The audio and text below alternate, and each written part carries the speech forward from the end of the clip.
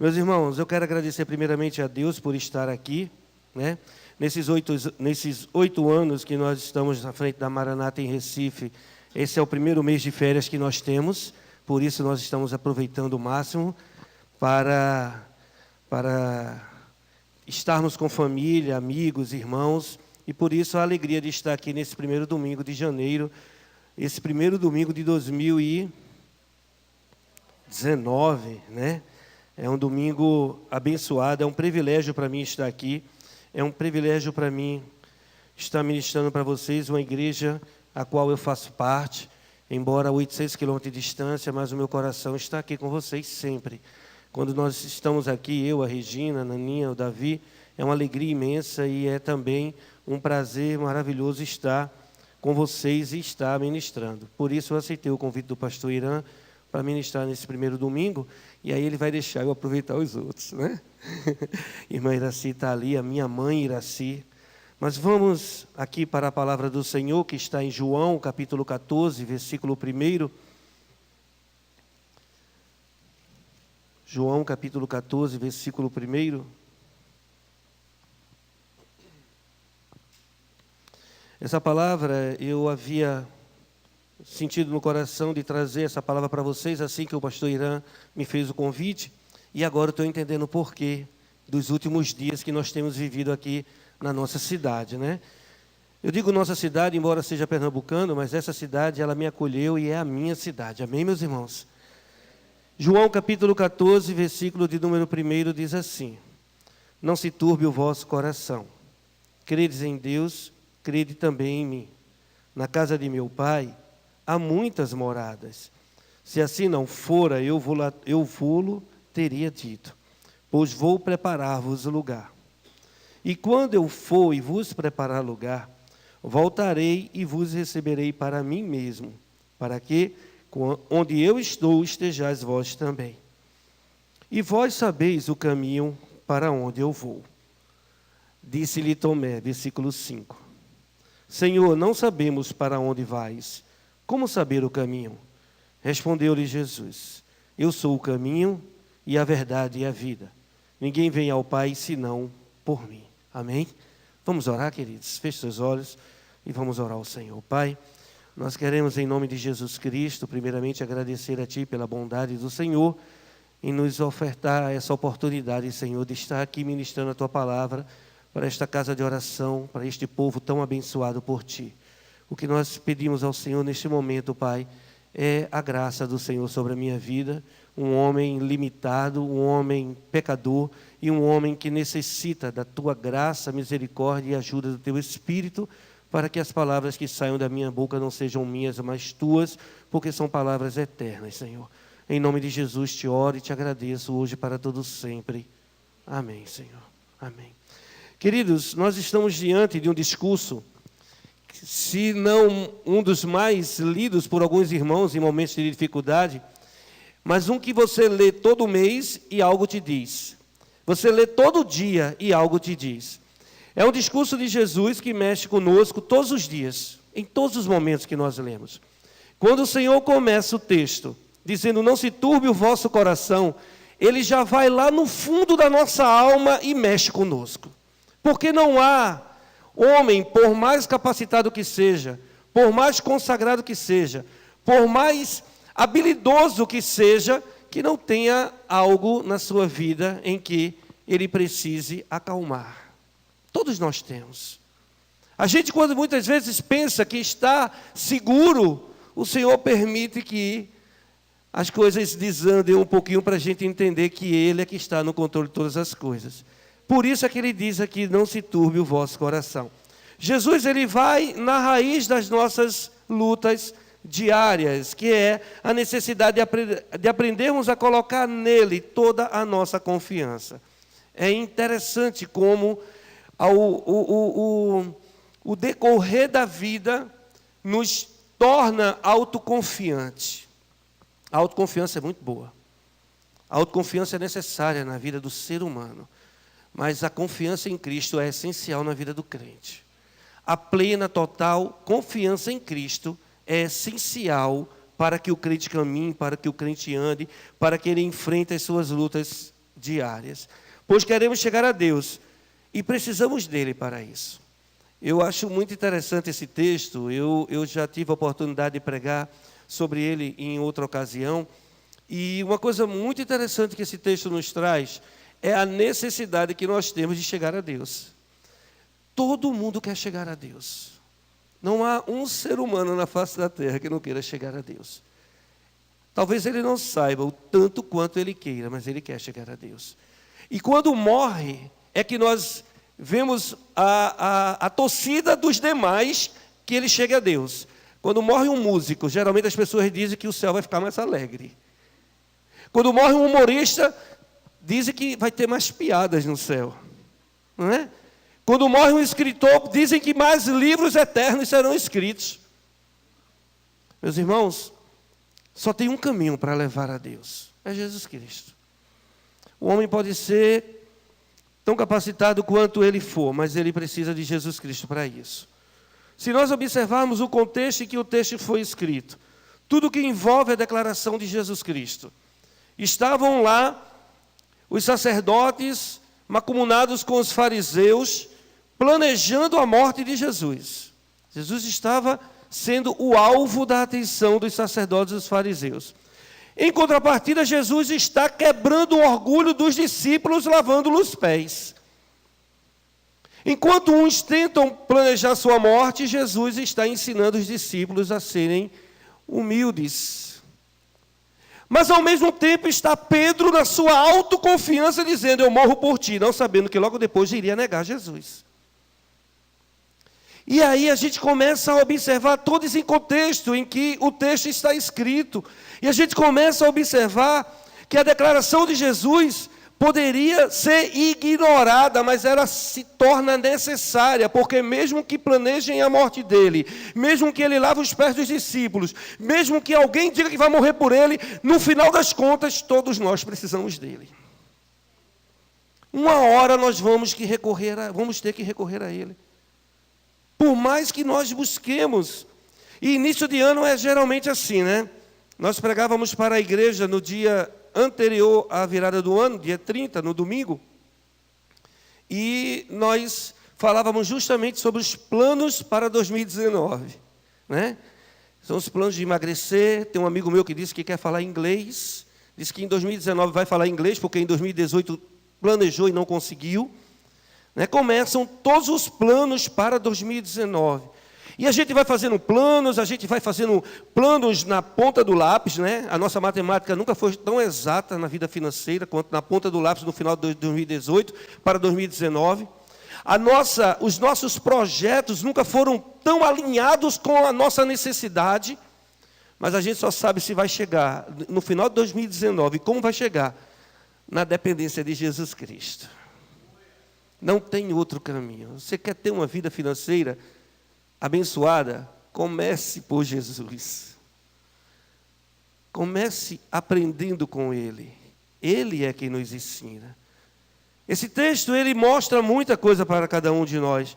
A declaração de Jesus sobre ir a um lugar que os discípulos não podiam ir, nós começamos a perceber que tem início uma série de questionamentos, declarações que demonstram a insegurança que existe no ser humano. Nós fazemos os planos, mas a gente depois ainda diz assim, se Deus quiser, ainda bem, né? Porque nós temos dúvida se aquilo que nós estamos planejando realmente vai se cumprir, mas é natural, o homem faz planos, mas a resposta final sai da boca do Senhor. O que é que nós precisamos fazer? Aprender a fazer o plano em conjunto com não só a esposa, não só o marido, não só os filhos, mas também Jesus. Que fica mais fácil. Porque se Jesus estiver no plano, aí a gente não vai dizer se Deus permitir. A gente vai dizer, Deus vai tomar a nossa frente e vai realizar os planos que nós estamos planejando. Porque é diferente, meus irmãos. Existia uma insegurança. Existia questionamentos, declarações que demonstravam a insegurança que existia no coração por não conhecerem o amanhã. Amanhã é segunda-feira. A única coisa que a gente sabe é isso. Nós não sabemos se vai chover, se vai fazer sol. Nós não sabemos como vai ser o dia. Nós não sabemos absolutamente nada. Nós não sabemos absolutamente nada. Nem o que teremos que fazer para enfrentá-lo. Essa é a nossa maior necessidade. Aprender a enfrentar o dia de amanhã sem conhecer esse dia de amanhã.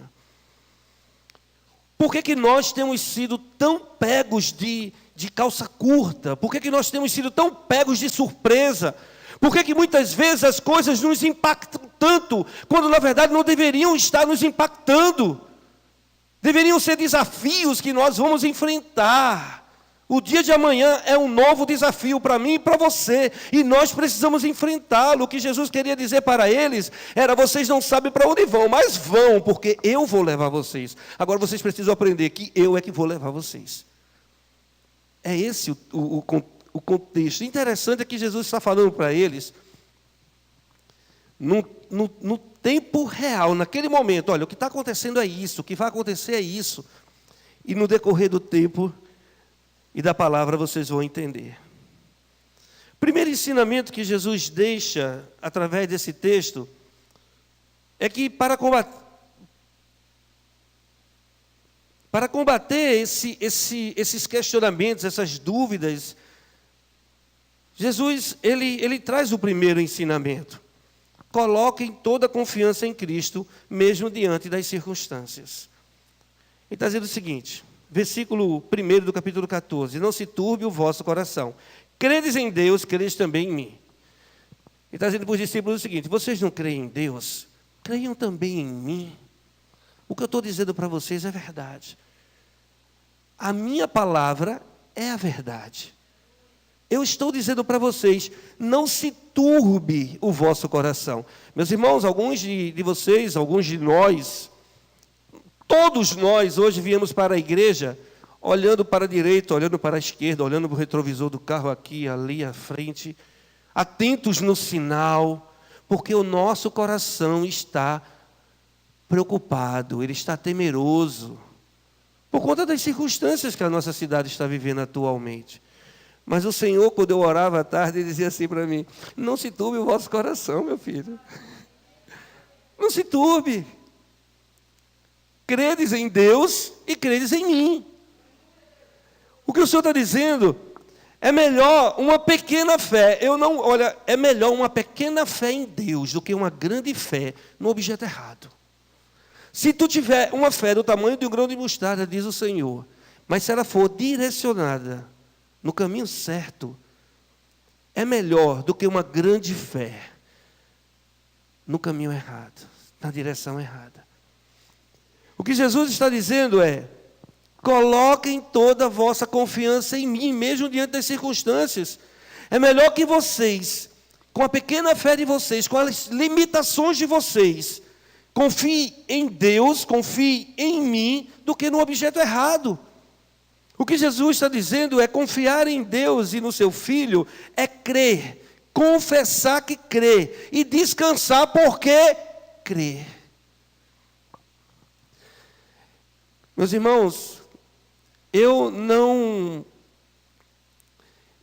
posso dizer que a minha fé é produto do que eu vejo, mas eu creio para que eu possa ver. Eu não posso me balizar pelo que eu estou vendo, pelas circunstâncias, por aquilo que está sendo ou não oportuno para mim, o que está sendo ou não fácil de encarar. Eu tenho que confiar por aquilo que eu creio. E confiar em seu Filho, confiar em Deus, é crer, confessar e descansar no seu poder, na sua sabedoria, na sua providência, no seu amor, na sua presciência. Eu, quando cheguei aqui dia 2, à noite, já perto das 11 da noite, foi tudo tranquilo, nos alojamos, organizamos, dormimos. Quando o primeiro jornal que eu assisto do dia 3, as notícias eram terríveis. E aí eu fui para os pés do Senhor, disse: o Senhor me mandou fazer o que aqui? Eu vim tirar férias agora aqui no Ceará, no meio dessa confusão toda, Senhor. Aí o Senhor me lembrou o texto: não se turbe o vosso coração. Meus irmãos, nós estamos vivendo apenas um momento. Um momento. Porque tudo está no controle do Senhor. O estado do Ceará está se ajustando. A nossa cidade está se ajustando. As coisas estão começando a ser colocadas no devido lugar. E eu não conheço história onde o mal venceu o bem. Eu não conheço batalha que Jesus tenha perdido. E se tem crente orando, tem vitória para o povo de Deus. Então a gente não pode ficar aquela interrogaçãozinha na cabeça da gente. O que vai acontecer? O que vai acontecer? O que vai acontecer? Daqui para amanhã vai tudo ficar calmo. Daqui para amanhã, o mal, ele vai ver que ele não consegue vencer o bem, porque o bem é maior. O mal que havia em mim não conseguiu vencer, porque superabundou o bem. Aonde abundou o pecado, superabundou. O bem é maior, superabundou. Aí o mal que havia em mim foi destruído, porque o bem superabundou. Amém, meus irmãos? A mesma coisa aconteceu com você. E nós estamos aqui justamente para vencer essas batalhas. O coração turbado só tem um remédio: a fé em Cristo. E eu digo isso para vocês, meus irmãos, não é porque eu tenho provado dias tranquilos, não.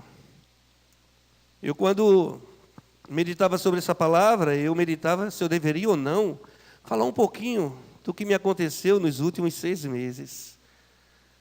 E foi uma luta tremenda que eu tive que enfrentar. Mas só teve olha, eu vivi um momento, eu acredito que foi a minha maior crise ministerial nos 7 anos e meio que eu tenho de pastorear. Foi a minha maior e mais difícil dificuldade que eu tive. Tive que enterrar minha mãe, tive que enterrar meu pai, tive que iniciar uma obra do zero lá em Recife. Recebi gente, saiu gente, entrou gente saiu abraçando, saiu com vontade de jogar pé em mim. Tive que enfrentar todo tipo de rejeição. Rejeição da família, rejeição de vizinhos, rejeição de amigos. Tive que assumir a responsabilidade de cuidar de uma irmã excepcional, especial. Tive que ver minha esposa muitas vezes precisando do marido e não dava tempo porque o pastor tinha que trabalhar. E isso sobrecarregou a minha vida. E eu tive, o pessoal chama de tilt, né? Eu saí do ar. Eu passei 25 dias buscando no Senhor a solução. Foi. 25 dias. Primeiro, pastores amigos. Primeiro, pastor Irã, né? Que é para mim um pastor, um pai, um amigo, um irmão. Primeiro foi ele. Depois dele, pastores amigos lá de Recife. Pastores, professores do seminário, psicólogo cristão, pastor, amigo e psicólogo cristão. E eu fui buscando para tentar ali me encontrar, para tentar ali tirar aquilo que estava me incomodando, porque eu não queria mais nada com Jesus. Eu não estava mais afim de nada, meus irmãos. Tem gente que tem vergonha de dizer isso, né? Eu não tenho não, porque todo mundo pode passar um dia por isso, viu? Eu não queria mais nada com Jesus. Eu não queria mais saber negócio de igreja, não. É negócio de igreja, pregar a palavra de Deus. O negócio é esse. Não quero mais isso, não. Esse negócio aí eu não quero mais, não. Está aí minha mulher que é prova fiel disso. Não quero mais, não. Mas foi triste o negócio, viu? Foi difícil. Até que um amigo meu do seminário disse para mim assim: Marcos, vai ter um encontro com Deus. Isso é mesmo, é. Vai ter um retiro espiritual. Ser novo. Muito obrigado, meu amor. A minha companheira, viu? Segurou comigo a batata mesmo. Se não tivesse ela do meu lado, Jesus que o diga. Ele colocou ela para segurar comigo esse negócio. Ser novo, ó. Quem quer ser novo aqui?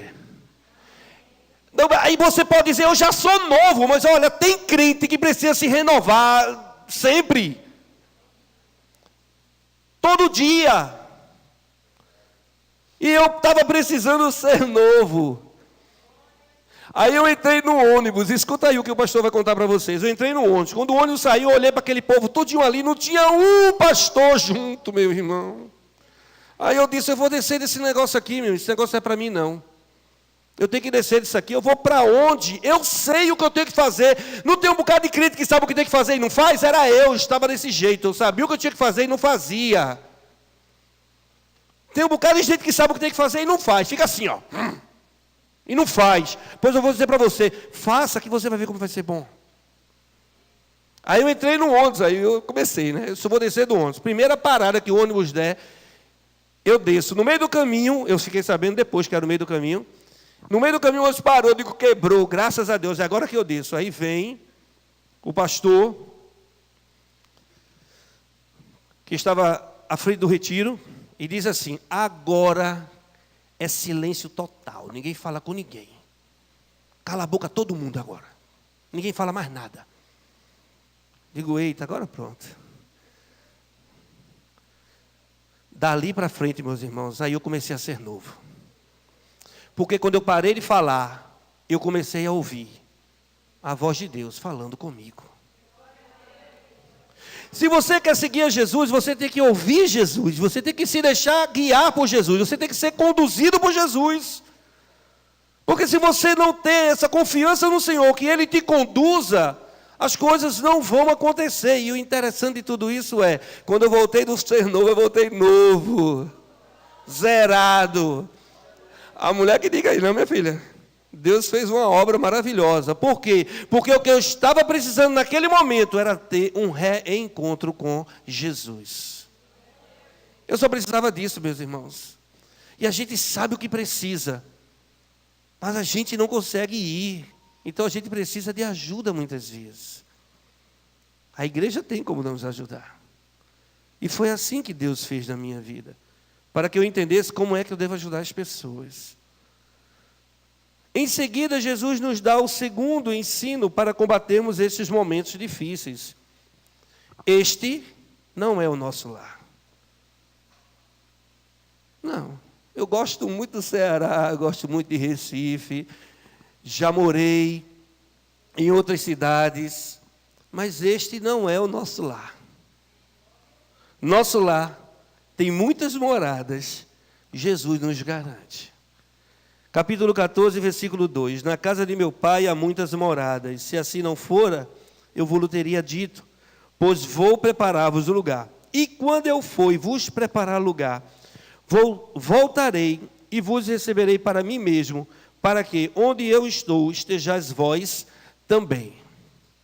Os discípulos escutam isso e dizem, pronto, ele vai embora, ele vai preparar lugar. Agora vamos ver, um engenheiro, né, um arquiteto, né?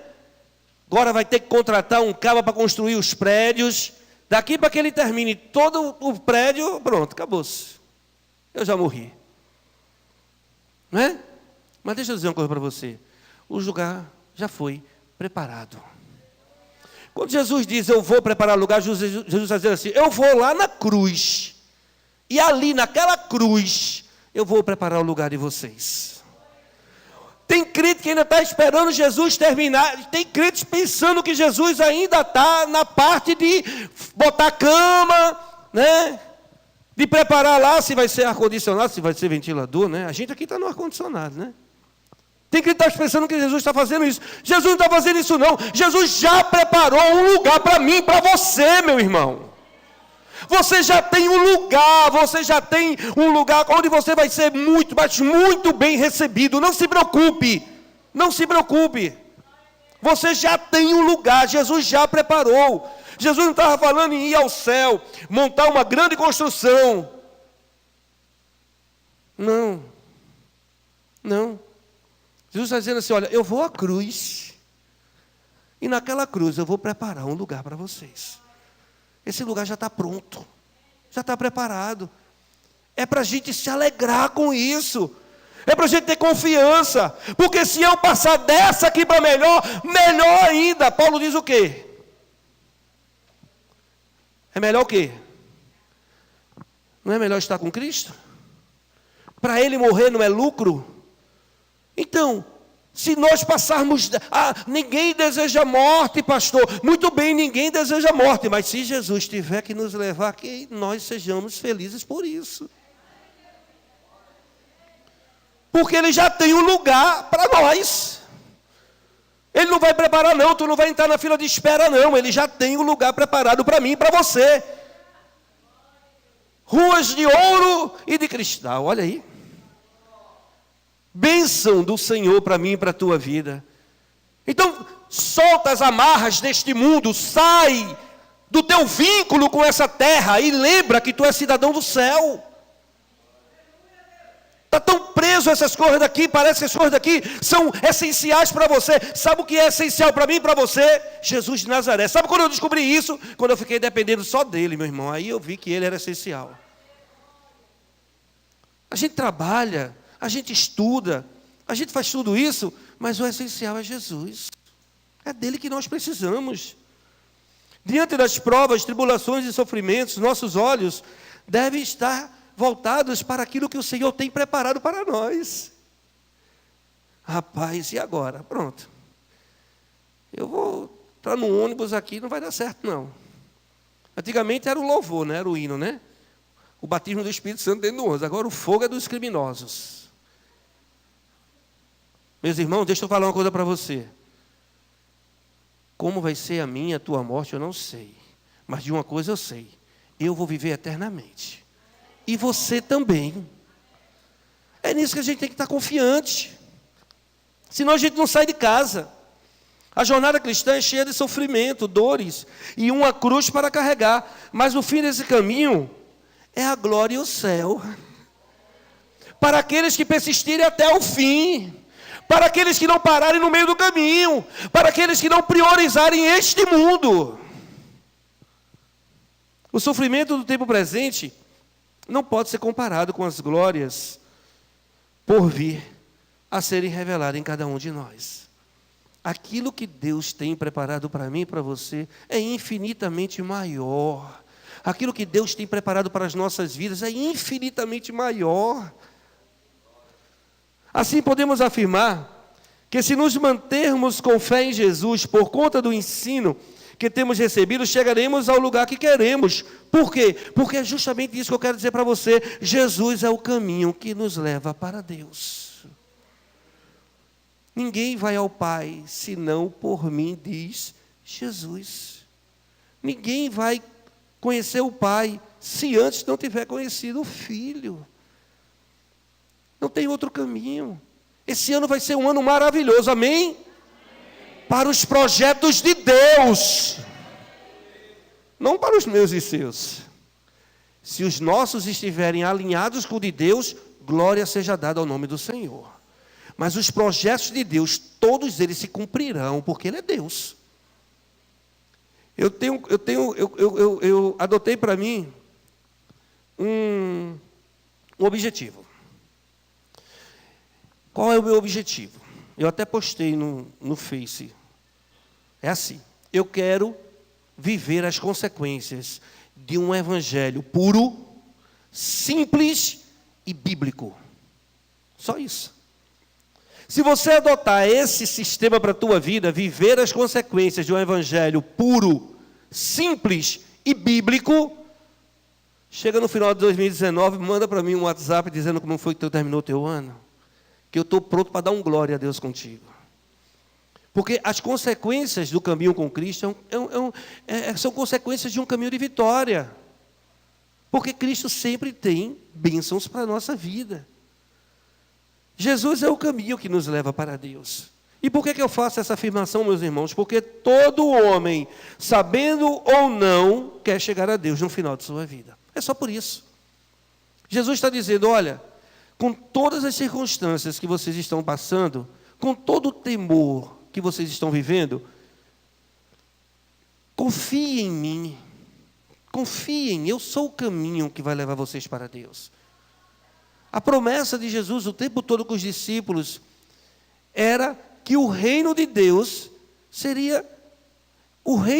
está sendo aqui, nesse momento, proclamado, instaurado em nossas vidas. E eu quero fazer só 2 afirmações sobre este ponto. Primeiro,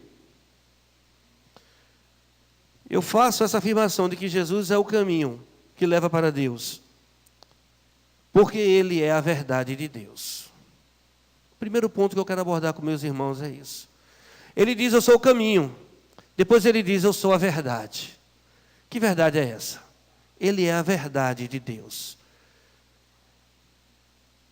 Capítulo 1 de João, no seu versículo de número 14, a palavra do Senhor diz assim, meus amados: e o Verbo se fez carne e habitou entre nós, cheio de graça e de verdade, e vimos a sua glória, glória como do unigênito do Pai.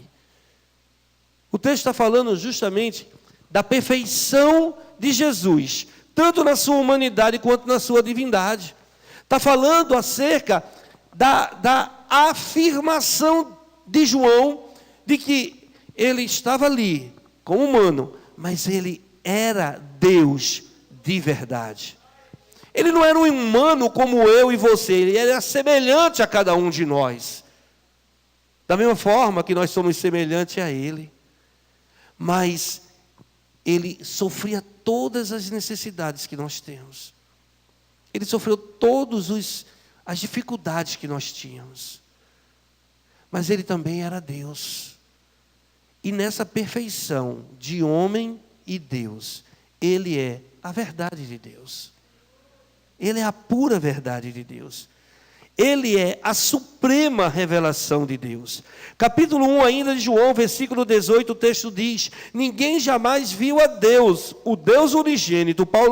João se refere a ele como o Deus unigênito, que está no seio do Pai, é quem o revelou. Jesus revela o Pai, porque ele é Deus, e o único capaz de revelar o Pai é ele.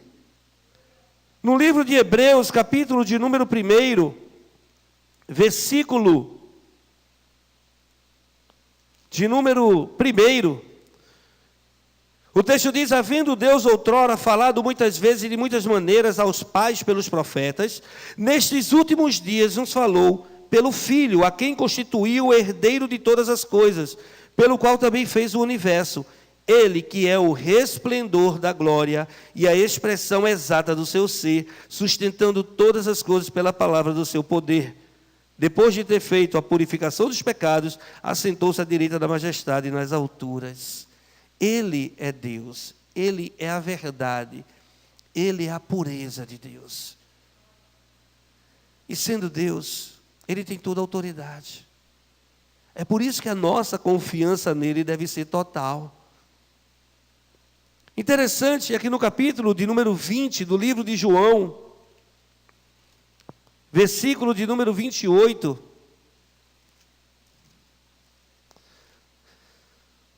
a palavra do Senhor nos diz, a partir do versículo de número 28, diz assim: respondeu-lhe Tomé, Senhor meu e Deus meu. Disse-lhe Jesus: por que me viste e creste? Bem-aventurados os que não viram e creram. Lembra o que eu disse para vocês agora há pouco? Crer e depois ver. Não queira ver para depois crer. Jesus está dizendo: olha, você viu. E se Tomé, um homem tão incrédulo, tão cheio de dúvidas, um homem tão questionador, conseguiu de Jesus a sua graça, a sua misericórdia, quanto mais eu e você, que não o vimos, mas cremos nele. Cremos no seu poder de nos dar essa força para passar por esses dias. É tão difícil, não é, meus irmãos? No momento da angústia, no momento da tristeza, a nossa esperança ela vai embora. No momento em que a gente acha que consegue, a gente entende que não consegue absolutamente nada sozinho. A alegria ela vai embora. O ânimo, ele passa, ele não tem ânimo, você não consegue. Orar é uma luta, ler a palavra é um desespero. Mas com Jesus a gente consegue tudo isso. Porque Ele nos fortalece, Ele nos dá ânimo. Ele nos mostra a importância desse relacionamento com Ele, de fortalecer a nossa fé, de nos ajudar a caminhar. Ele quer nos ajudar a caminhar, Ele quer nos levantar, Ele quer nos erguer, Ele quer que nós olhemos para o alto e diga, foi de lá, lá de cima que veio o meu socorro, porque o meu socorro vem do Senhor. Ele quer que nós saibamos que é dele que nós devemos esperar. Por isso que Ele diz que nós precisamos confiar nele. Bem-aventurado é aquele que confia no Senhor, mas que felizes são aqueles que depositam no Senhor a sua confiança. Ele é como árvore plantada no ribeiro dos rios, que no devido tempo ela vai florescendo e vai dando fruto. Meus irmãos, essa confiança no Senhor nos restabelece, essa confiança no Senhor nos põe diante da verdade.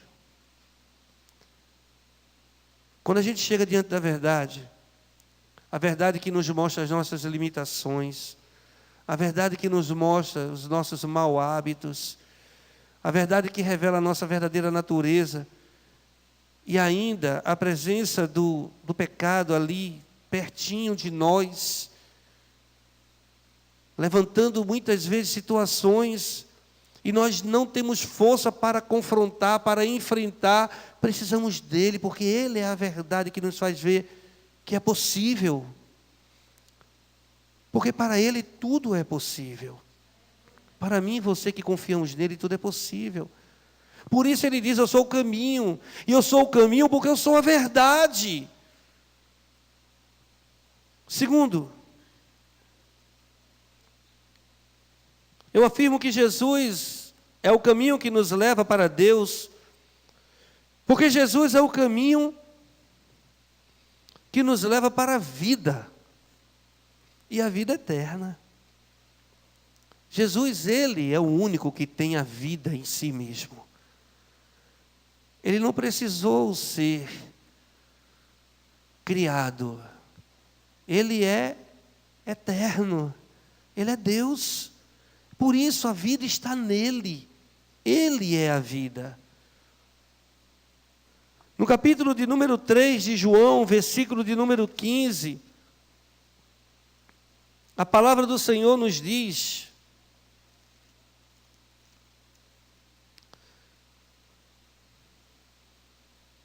para que todo o que nele crê tenha a vida eterna. Crer em Jesus gera em mim e você vida eterna. No capítulo 11, dado o texto de Lázaro, versículo de número 25, a palavra diz assim: disse-lhe Jesus, eu sou a ressurreição e eu sou a vida. Quem crê em mim, ainda que morra, viverá. Por isso ele diz, eu sou o caminho, eu sou a verdade e eu sou a vida. Eu sou o que conduz, eu sou o que põe a verdade em vocês, eu sou o que expressa essa verdade, e eu sou a vida que vocês precisam ter. Jesus é aquele que tem a vida em si mesmo. João capítulo 5, versículo 26, o texto é muito claro. Ele diz assim, olha, porque assim como o Pai tem vida em si mesmo, também concedeu ao Filho ter vida em si mesmo. Por quê? Porque Ele é Deus tanto quanto o Pai. Por isso, é que em 1 João, se você puder ir até lá, 1 João capítulo 5, versículo de número 20, o texto diz assim: também sabemos que o Filho de Deus é vindo e nos tem dado entendimento para reconhecermos o verdadeiro. Ele é o verdadeiro. E estamos no verdadeiro, em seu Filho, Jesus Cristo. Este é o verdadeiro Deus e este é a verdadeira vida eterna. Ele não só é o verdadeiro Deus, mas Ele também é a verdadeira vida eterna. Por isso, meus irmãos, é que há uma necessidade de nós entendermos que Jesus é o único caminho que nos leva para Deus. E o nosso caminho que é necessário, é uma coisa que eu pensei bastante, meditando nessa palavra, é que Jesus não é o único caminho que nos garante a ida para Deus na eternidade, não. Mas Jesus é o único caminho que nos garante a ida para Deus nas nossas relações. Jesus é o único caminho que nos leva para Deus na nossa relação trabalhista. Jesus é o único caminho que nos leva para Deus nas nossas relações familiares. Jesus é o único caminho que nos leva para Deus nas nossas relações entre irmãos, na nossa relação com a igreja, na nossa relação com o mundo, na nossa relação diária com os guardas de trânsito, nas nossas relações diárias com aqueles fotossensores. Jesus é o único caminho que nos leva para Deus em tudo que vivemos e fazemos. Porque tudo que nós vivemos e fazemos vai gerar uma consequência.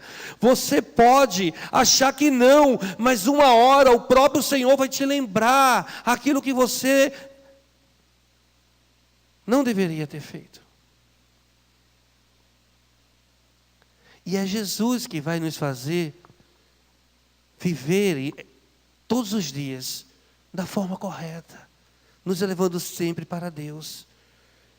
Nós não podemos esperar que na última semana, antes da vinda de Cristo, nós sejamos avisados por um telegrama que Jesus está voltando e buscarmos Jesus.